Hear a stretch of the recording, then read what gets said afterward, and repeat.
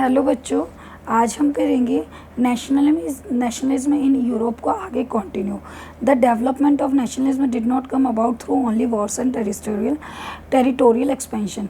जो हमारी फीलिंग है नेशनलिज्म की, ये खाली अपने देश की सीमाओं को बढ़ाने से या फिर युद्ध से नहीं आती है। कल्चर भी इसमें बहुत इंपॉर्टेंट रोल प्ले करता है।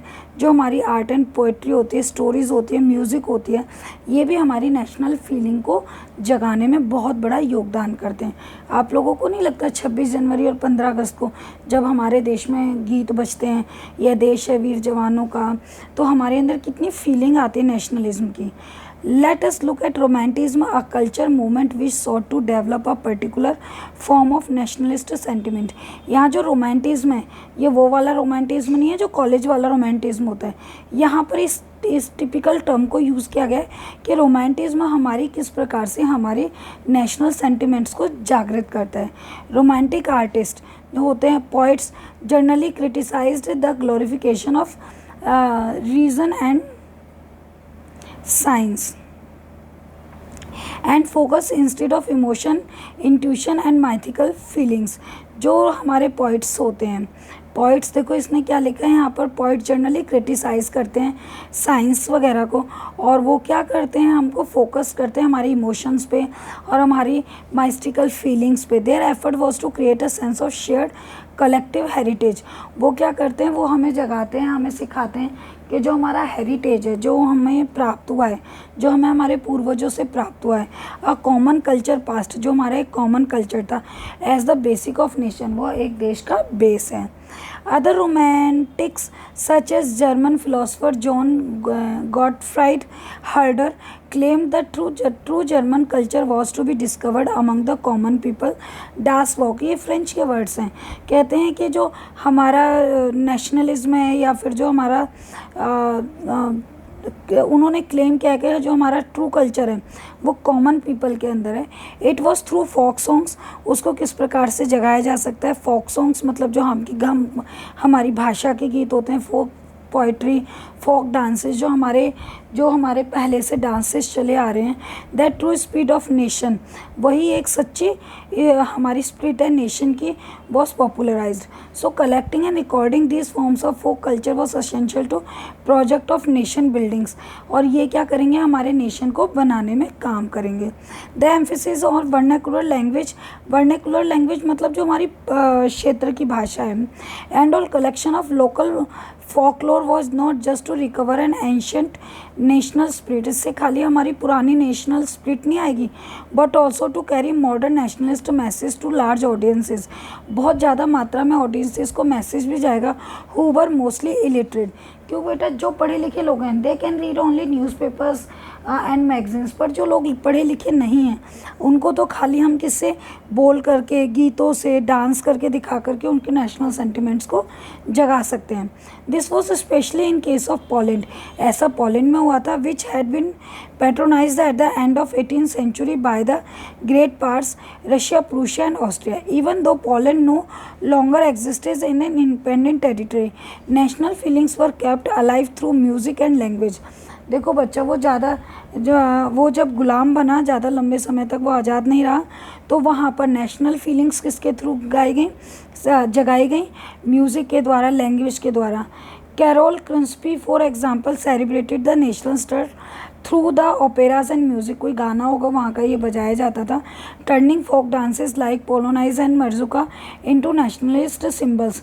ये जो दो डांस हैं, फोक डांसेस जैसे पोलोनाइज और मर्जुका, ये नेशनल फीलिंग्स को जागृत करने के लिए वहाँ पर किया जाता था। Language too played an important role in developing national sentiments. Of course language बहुत इंपॉर्टेंट रोल प्ले करती है। When you are in foreign, और वहाँ पर सब अपनी अपनी भाषा बोलते हैं, लेकिन वहाँ पर अगर कोई हमें हिंदी भाषा बोलने वाला, oh do you understand Hindi, yes yes, तो हमारा दिल खुश हो जाता है। तो बहुत इंपॉर्टेंट रोल प्ले करती है। After Russian occupation the Polish language was forced out of schools. Russia के बाद में पॉलिश लैंग्वेज को ज़बरदस्ती पढ़ाया जा रहा था। Russian language was impose everywhere, Russian भाषा को हर जगह इम्पोज लागू किया गया था। इन 1831 and armed rebellion against Russian rule took place with was ultimately crushed. 1831 में एक विद्रोह हुआ था जिसको क्रश कर दिया गया था। Following this many members of the clergy in Poland began to use language as a weapon of national resistance. अपने देश का रेजिस्टेंस एक वेपन के रूप में क्लर्जी वगैरह जो लोग थे अपनी उस भाषा को यूज़ करने लगे। Polish was use for church gatherings, क्योंकि देखो पॉलिश को दबाया जा रहा था, रशियन भाषा को आगे बढ़ाया जा रहा था, ऊपर हमने 4 लाइनों में पढ़ा है। तो पॉलिश जो है चर्च गैदरिंग्स में यूज़ होने लगी और रिलीजियस इंस्ट्रक्शंस में यूज़ होने लगी।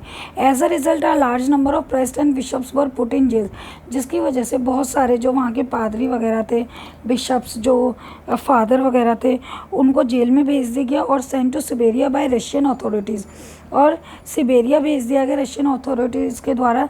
उनको पनिशमेंट दी गई थी, प्रीच इन रशिया, ठीक है। और उनको बोला जा रहा था, प्रीच का मतलब होता है बेटा उपदेश देना, मतलब जो आपको सिखाना है वो रशियन लैंग्वेज में सिखाओ। The use of Polish came to be seen as a symbol of struggle against Russian dominance. जो पॉलिश भाषा थी उसको रशियन लोगों के खिलाफ, रशिया के डोमिनेंस के खिलाफ, रशिया के मतलब डोमिनेंस होता है प्रभाव, बहुत ज़्यादा दबा के रखना, उसके खिलाफ एक इस्तेमाल के रूप में यूज़ किया गया। 3.2 है इसका, hunger, hardship and popular revolt. यहाँ पर हम देखेंगे भूख से किस प्रकार से पॉपुलर रिवॉल्ट्स हुए, ये सब। The 1830 year was a great economic hardship in Europe, बहुत कठिन समय था यूरोप में। The first half of 19th century saw as enormous increase in population all over the Europe, बहुत ज़्यादा संख्या बढ़ गई थी फर्स्ट हाफ सेंचुरी में। In most countries there were seekers of job than employment, बहुत सारे लोग नौकरियों के लिए धक्के खा रहे थे। Population from rural areas migrated to cities, over crowded slums, लोग जो है शिफ्ट हो गए थे सिटीज़ में, और वहाँ पर जब एक जगह बहुत सारे लोग आ जाएंगे तो मतलब ओवर क्राउडेड स्लम्स, जो झुग्गी झोपड़ियाँ थी उसमें ज़रूरत से ज़्यादा लोग रहने लगे थे। Small producers in town were often faced with stiff competition from imports of cheap machines. Small producer जो छोटे छोटे प्रोड्यूसर्स थे उनको बहुत ज़्यादा कंपटीशन फेस करना पड़ा था छोटी मशीन को लेने के लिए, गुड्स को लेने के लिए इंग्लैंड से।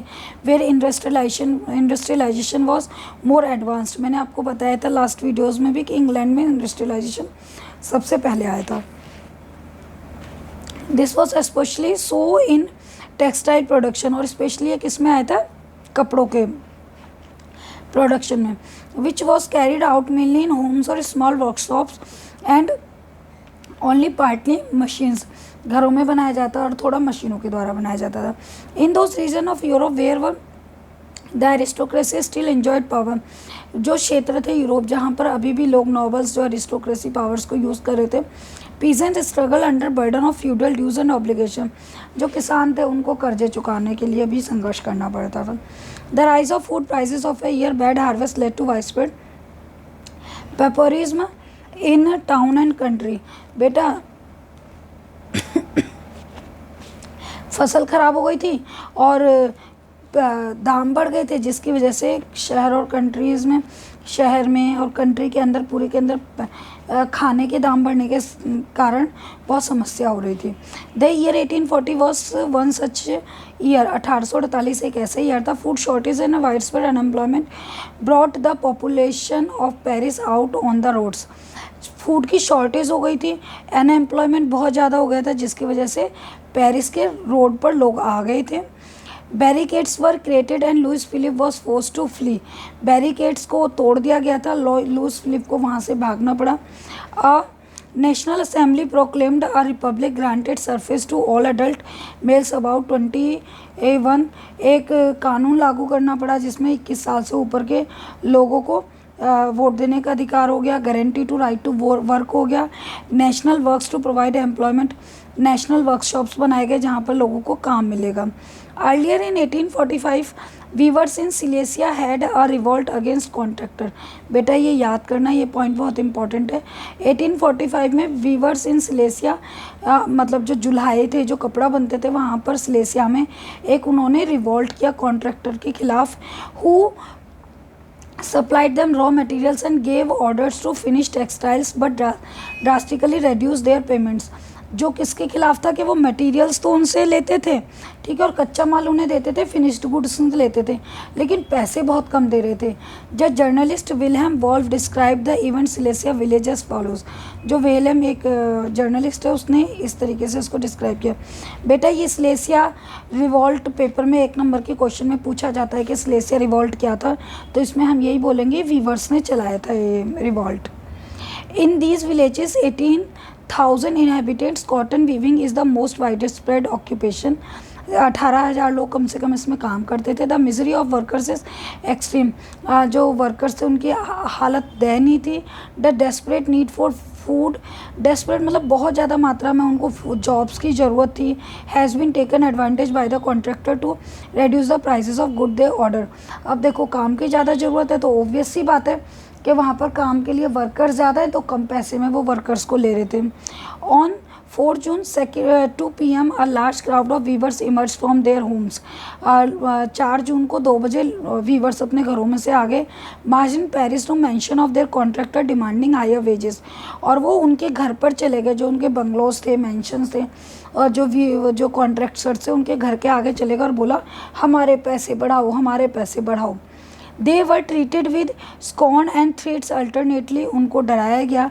Following this a group of them force their way into house. अब क्या होगा, वो उनके घर में ज़बरदस्ती घुस गया एक ग्रुप।